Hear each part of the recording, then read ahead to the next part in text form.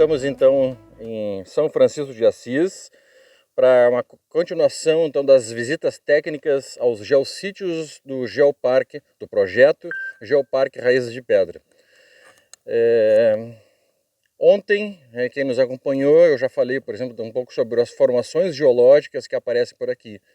Nessa região nós temos basaltos que geralmente estão no topo dos morros. Os morros geralmente são planos, né? A gente chama isso geograficamente falando de mesetas ou chapadas.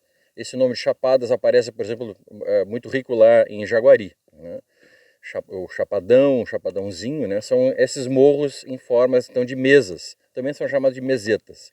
Também vão aparecer esse tipo de feição no que a gente chama de morros testemunhos, quando eles aparecem isolados assim na paisagem, como são o Cerro do Loreto, o Cerro da Glória, o Cerro Sei de Moça, lá em São Vicente do Sul. E eles aparecem assim porque as formações geológicas que estão no topo, geralmente elas são mais resistentes. Quando é um basalto, por exemplo, que está no topo, ele forma um topo plano, né, e sem grande erosão. Só que nós estamos aqui em São Francisco de Assis hoje num areal. Exatamente esse areal se formou porque o topo que vocês estão vendo lá nesse morro e no morro que temos aqui atrás são arenitos. Arenitos são rochas sedimentares formadas pela agregação, né, e cimentação de grãos de areia. Alguns desses arenitos foram formados pela agregação de areia em um deserto, né, a gente chama de areia eólica, ou seja, foi depositada pelo vento. Né, e outros foram depositados, né, pela ação, né, de rios antigos. Então, os arenitos eólicos, né, a gente chama isso de formação Botucatu, foram formados no período Cretáceo há 135 milhões de anos atrás. Já esses rios mais antigos são da formação Guará, foram depositados no final do período Jurássico, né, há cerca de 150 milhões de anos atrás. Então esses nomes, Cretáceo, Jurássico, né, eles representam então os períodos geológicos que nós tivemos no passado, né, que alguns deles preservaram fósseis, né, outros não. Aqui nós não temos até o momento registro de fósseis, tanto na formação Botucatu quanto na formação Guará. Mas na formação Botucatu é muito comum encontrar pegadas de dinossauros, de mamíferos, de insetos, né, que foram encontradas em Santa Cruz do Sul, que é a feição mais ao sul da Bacia do Paraná, dessas rochas que aparecem no sul do Brasil, mas eles são muito comuns, por exemplo, lá em São Paulo, no Paraná. Já a formação Guará, foram encontradas pegadas de dinossauros ali em Rosário do Sul, em Santana do Livramento, e muitos fósseis na mesma rocha que aparece no Uruguai, só que com outro nome, que é a formação, o membro Taquarembó, né, não me lembro o nome da formação agora. Mas enfim, né, são rochas arenosas. Só que essas rochas que vocês estão sentadas em cima agora aqui, elas são rochas que às vezes elas são mais rígidas e às vezes elas são mais porosas, elas não têm uma cimentação muito grande. Então, se a gente passa o pé em cima, né, da rocha, a gente sente a rugosidade, passa a mão, sente a rugosidade. Mas se vocês passarem a unha, veja que vocês conseguem, né, tirar um grãozinho ou outro, né, dessa unha, na unha, né, pela erosão que vocês fazem enfim, antrópica, que a gente chama, a erosão que a gente está fazendo agora. Agora imaginem, né, que sobre, né, essa rocha tinha um pequeno solo, um solo muito fraco, muito pouco potente, né, e uma vegetação em cima que segurava, né, esse solo. Então, esse é o que os primeiros colonizadores, muito antes dos colonizadores alemães e italianos, né? Quando a gente começa a ter os jesuítas vindo para cá, os primeiros colonizadores portugueses e espanhóis, né, quando eles chegavam e olhavam nesse ambiente, eles viam que existia uma vegetação muito grande aqui, que vocês veem nesse morro. O morro está cheio, né, de vegetação, que era provavelmente a mesma vegetação que tinha aqui. O problema é que para ocupar o solo, né, para ocupar esse território, que era um problema então nos limites, né, entre os países, a continuação das colônias espanholas e das colônias portuguesas, era preciso ocupar esse solo. E para ocupar, né, esse território, foi se fazendo, né, lavoura por aqui. né, o uso do gado, o uso da lavoura, e muitas vezes com o uso, quando o uso era razoável, não tinha problema nenhum, mas quando se começou a fazer o uso intensivo, se começou a retirar, né, a vegetação, e com isso o solo, que já era um solo pobre, ele ficou exposto. Né, e a rocha, que é uma rocha frágil também, né, também ela foi sendo erodida. E com isso a gente tem um processo, na verdade, que é um processo natural, né, de perda, por exemplo, de vegetação e a exposição do solo, mas houve um aumento, né, desse processo pela ação antrópica. E com isso a gente tem aqui o que se chama de arenização. A arenização é essa exposição em parte natural e em parte antrópica, né, da rocha, né, e essa rocha sendo exposta, ela vai soltando os seus grãos e liberando então aqui, né, essa areia. Esse processo, né, ele vai sendo piorado, digamos assim, né, quanto mais seca a gente tem, ou quanto mais ventos a gente tem. Então, nessas regiões aqui, a gente está sofrendo, nesse ano, por exemplo, um ano de seca muito grande. Né, mas ao longo dos anos, nos centenas, milhares de anos no passado, a gente já passou por vários períodos onde era mais úmido e onde era mais seco. Né? E com isso, ao longo desses anos, inclusive onde não tinha, né, ação antrópica, né, esse processo aparecia, né, e aparecia muito na região exatamente porque nós temos, né, esses arenitos, né, frágeis, digamos assim.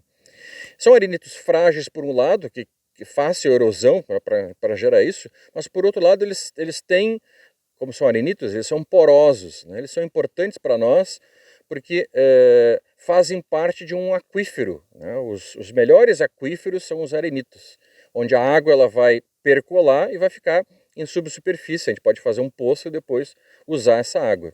O melhor aquífero aqui da região é chamado aquífero Guarani.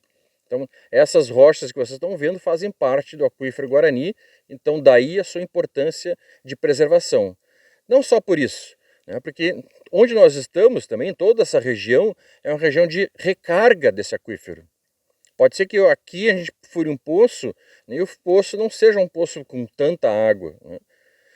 Mas como é a área de recarga, essa água ela vai entrando em subsuperfície e vai, por exemplo, lá em Jaguari, em Nova Esperança do Sul, vai ser um excelente poço, né, vai ser um excelente aquífero para poder retirar essa água, usar essa água para consumo humano, para consumo então, né, de lavoura e tudo mais. Consumo pecuário também. Então é isso, né, o que nós estamos vendo hoje, esse processo, né, chamado de arenização. Algumas pessoas chamavam de desertificação. Não é um nome mais adequado, o deserto, porque nós não temos um deserto. O deserto é um lugar onde tem 250 milímetros de chuva, né, e eles chovem muito pouco e muito concentrado em 2, 3 meses no ano. Então não é um deserto, né, mas é um processo chamado então de arenização por causa disso. Eu estava vendo, subindo aqui, né, e vendo que essa areia esse arenito que vocês estão em cima, solta alguns grãozinhos. Acho que no chão fica mais fácil de ver que tem uns grãozinhos, assim, uns seixos.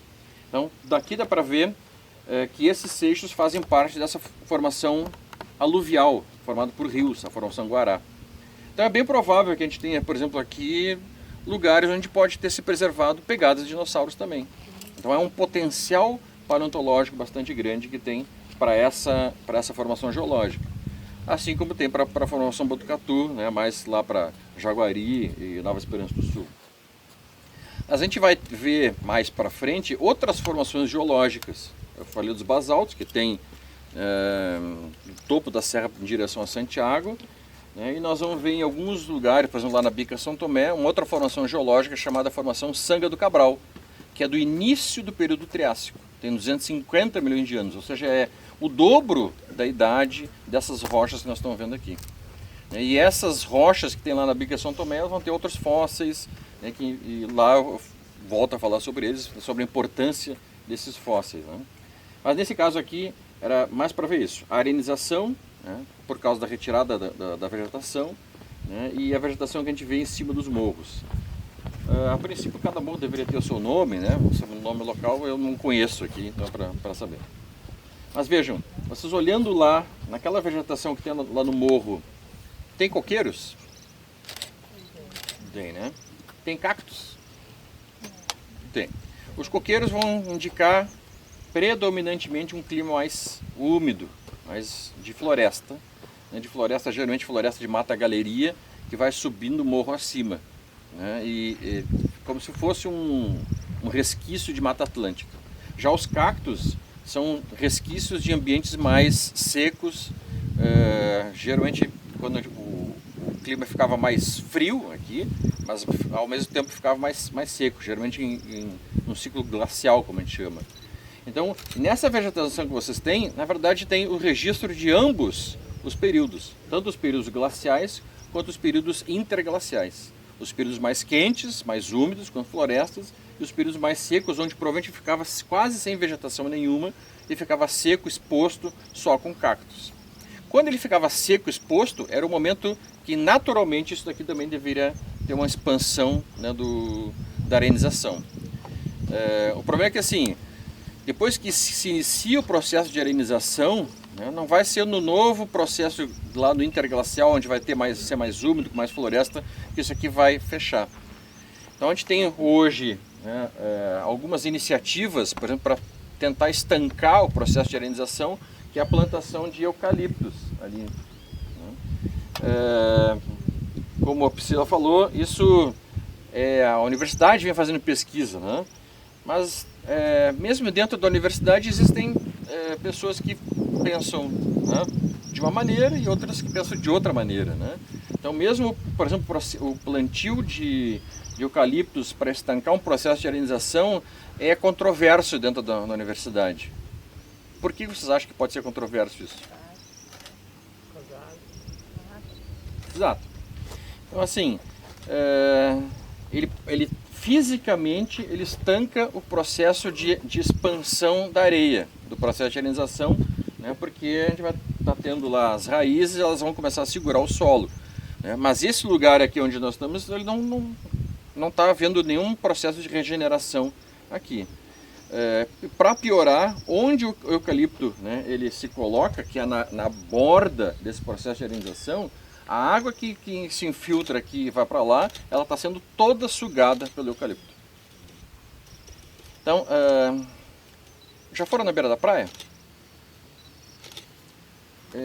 Subindo aqui, eu quase ouvi o barulho do mar, pensando que eu estava subindo uma duna na beira da praia.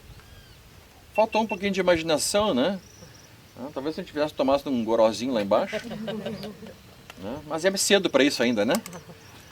Então assim, quando a gente está na beira da praia, existe nas dunas, ou seja, tem a praia e entre a praia e as casas tem um cordão de dunas. E vocês devem ter visto que muitas vezes nas dunas crescem algumas gramíneas, alguma vegetação, né? Muita daquela vegetação muitas vezes é utilizada exatamente para recompor o cordão arenoso. Então esse tipo de vegetação que vocês estão vendo ali assim, ó, aquelas gramíneas junto, né, dos cordões arenosos ali, vegetação retorcida que tem ali, isso geralmente é o que se usa, né, para fazer recuperação melhor do que um eucalipto. Mas como eu falei, existem controvérsias mesmo dentro da universidade, de qualquer, né, parte da ciência, e existem pontos a favor e pontos contra. Os eucaliptos estão segurando o processo de expansão, né, mas eles não estão recuperando essa área. Então a possibilidade de recuperação da área seria isso. É possível recuperar? Sim. Vai dar tempo de recuperar, por exemplo, para que essa propriedade volte a usar? Provavelmente não. O processo de recuperação, né, ele é lento. Isso deve levar centenas ou até milhares de anos para recuperar uma área como essa. Então daí a importância, né, de mapear os lugares onde a gente tem solos rasos, né, arenosos, e evitar o uso extensivo. Então a melhor maneira de evitar que se faça isso é evitar o início do processo, né? Então isso, muitas vezes já os processos já iniciaram lá atrás, então já são processos históricos, né? Ou existem quando a gente vai conversar com as pessoas, eles dizem, mas o meu pai sempre fez assim, o meu avô sempre fez assim, eu vou continuar fazendo assim. A maneira histórica, familiar de fazer, muitas vezes ela não é, né, suplantada. Então, isso daí, de novo, né, nós contamos sempre com a ciência, com a universidade, com os institutos federais, né, para que eles possam, por exemplo, com os filhos, né, dos proprietários que vão fazer, muitas vezes, o seu curso técnico em agropecuária, que eles aprendam lá que esse é um processo natural, que deve ser evitado, que é difícil de ser, né, revertido, né, mas que a gente tem que cuidar, né, para que quando ele volte ele possa tentar fazer diferente. Não vai ser para essa geração, vai ser para as gerações futuras, né? Mas as gerações futuras vão ter certamente água melhor para poder usar lá no aquífero, né? Porque essa área de recarga aqui está se perdendo. Continuando a nossa visita técnica aos geossítios do Geoparque Raiz de Pedra, no município de São Francisco de Assis, estamos aqui num butiazal. Essa região conhecida como Butiazal, né, ela tem como característica essa vegetação, essas palmeirinhas de pequeno porte, é chamado butiá-anão, eu não sei qual é o nome específico, né, o nome científico essa espécie, mas o que é importante é que o butiá-anão, né, ele é um registro de um ambiente ancestral, ou seja, muito antes da chegada dos colonizadores europeus, seja espanhol, português, alemão, italiano, né, ao Brasil. Nós temos nos butiás, na verdade, um ambiente que seria lá do último máximo glacial, um ambiente muito mais seco do que atual. Esse ambiente, né, a gente consegue ver, né, que esse tipo de vegetação, ele preserva não só o butiá em si, mas cada uma dessas toceiras aqui, ela tem um tipo de vegetação associada, ou um cactus, né, ou um salso-chorão, né, ou alguma outra vegetação. Então é legal, né, da preservação desse tipo de vegetação, porque elas representam, né, não só o ambiente do passado, mas lugares, né, não é aninhamento, né, mas da possibilidade de revegetação, né, desses locais maiores. Ou seja, isso durante algum momento deve ter ficado totalmente seco, totalmente árido, né? E aos poucos ele foi revegetando, né? Sendo que o butiá-anão ele é como se fosse um ninho ali de proteção para novas espécies vegetais e também, né, animais. E esses lugares onde eles começaram a ser revegetados, depois eles passaram a subir montanha acima. Nesse caso aqui ele está com arenização, mas atrás de nós temos a vegetação subindo montanha acima, né, e revegetando toda a área enfim, né, de maior declividade. Só que nós vimos também, acho que chamamos a atenção, lá no fundo tem os processos de vossorocamento. O que é vossoroca ou ravina? É um lugar onde o solo ficou exposto, aquele solo frágil que dá início à arenização, ele pode simplesmente se espalhar aquela areia, ou quando a gente tem uma erosão pluvial, ou seja, o rio a água ou da chuva ou do rio está cortando, né, ele forma um paredão, né, de erosão. Então a gente vê ao fundo lá essas marcas de erosão, elas se formam geralmente com o início, né, um lugar onde tem maior erosão, chamada cabeça, né, que é o início do processo de erosão, para que depois ele vai formando o corpo, né, da vossoroca, que é a ravina maior. Esse processo aqui, né, ele é um processo complicado, né, também de regeneração, né, mas por isso, né, a importância de não se iniciar o processo de vossorocamento, né. Tem vossorocas importantes em vários lugares do país, né, mas acho que as principais elas estão aqui no sul do país, aqui no Rio Grande do Sul, exatamente devido a esse processo extensivo, né, intensivo de uso, né, agrícola em áreas que não deveria ter um uso tão forte, né. Então, esses butiazais, Nós temos um aqui, nós temos outro ali, quem vai para Alegrete pela rodovia RS 377, né? Tem outros lá, quase lá em Alegrete. Ou seja, essas áreas são relictos do passado, de ambientes do passado, como eu falei. Então, por isso também a importância da sua preservação, né? Porque elas mostram para nós esses lugares, né, como eram no passado. Ou seja, poderia muito bem colocar aqui atrás, por exemplo, uma preguiça gigante, que é um fóssil, né, do Pleistoceno, né, que seria exatamente esse ambiente que deveriam viver esses animais, as preguiças gigantes, os tigres dentes de sabre, os ursos de cavernas, que eram animais que nós encontramos os fósseis muitas vezes, né, nessa região. Dos municípios do Geoparque Raiz de Pedra, até o momento que eu me lembro que tem já fósseis registrados de megafauna pleistocênica, ou seja, desses animais de grande porte, é São Pedro do Sul. Então também é uma coisa importante a se registrar. O último máximo glacial é uns 25, 30 mil anos atrás. Nos últimos 500 mil anos, a gente imagina que deve ter tido vários ciclos glaciais interglaciais, pelo menos uns 4 ciclos glaciais. Ou seja, em que o nível do mar baixa, fica tudo congelado, fica tudo muito frio e seco. Depois o nível do mar sobe de novo, né, fica tudo mais úmido, né, com mais vegetação tipo floresta. Então nesses 4 ciclos glaciais, né, deve ter sido, não posso saber de qual, né, dos ciclos é esse daqui, mas esses ambientes representam isso, né, os momentos de abertura, digamos assim, de aumento dos campos, das áreas abertas, diminuição das áreas florestadas, né?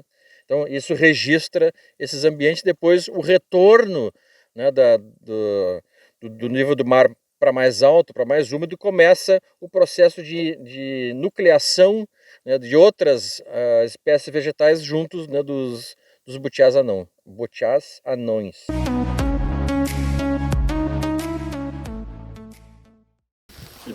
Mais uma parada na nossa visita técnica do geossítio do Geoparque Raiz de Pedra, visitando aqui em São Francisco de Assis. Estamos aqui no sítio fossilífero Bica São Tomé. O que vocês veem aqui ao fundo, né, essa rocha avermelhada. Eu acho que vocês conseguem ver que aparecem algumas camadas mais ou menos horizontais, onde nós temos uma alternância entre arenitos um pouco mais grossos e arenitos um pouco mais finos. Ou seja, areia fina bem ali onde está mais vermelho e onde está mais claro, né, uma coloração um pouquinho mais esbranquiçada, arenitos um pouquinho mais grossos, de areia média, por exemplo. Isso mostra também, como ele está meio esbranquiçado, meio avermelhado, né, que lá no passado a gente tinha essa deposição, né, dessa água que trazia essa areia, às vezes mais grossa, às vezes mais fina, exatamente pela alternância de períodos com maior e menor energia. Ou seja, quando chovia, tinha um pouco mais de energia, né? Quando ia parando a chuva, ia diminuindo a energia e depositando areia mais fina. A gente sabe disso também, né? Porque esses lugares ficavam expostos, né? Eu acho que ali naquela parede dá para ver que está bem esbranquiçado, que é um lugar onde a água que se infiltrava, né, e tirava essa cor avermelhada que é dada, né, pela exposição, né, do ferro, pela oxidação do ferro. Esse lugar aqui é importante, então, né, como eu falei, saíram vários fósseis da formação Sanga do Cabral, que tem 250 milhões de anos. Então, desse lugar saiu Tomeia vitec, que é um anfíbio temnospôndilo, né, que tem um crânio que devia ter uns 30 a 40 centímetros de comprimento, um comprimento corporal na ordem do 1,5 m, 2, ou seja, um animal na forma de uma grande salamandra.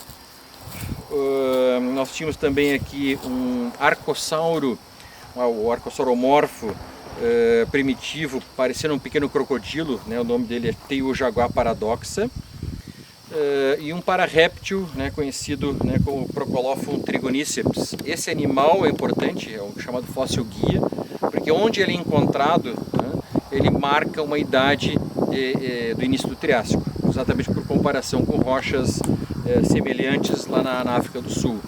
Foram os primeiros fósseis que nós encontramos aqui na região. Esse sítio foi encontrado em 2009 pelo professor Leopoldo Vitec Neto, lá do Colégio Politécnico da Universidade Federal de Santa Maria.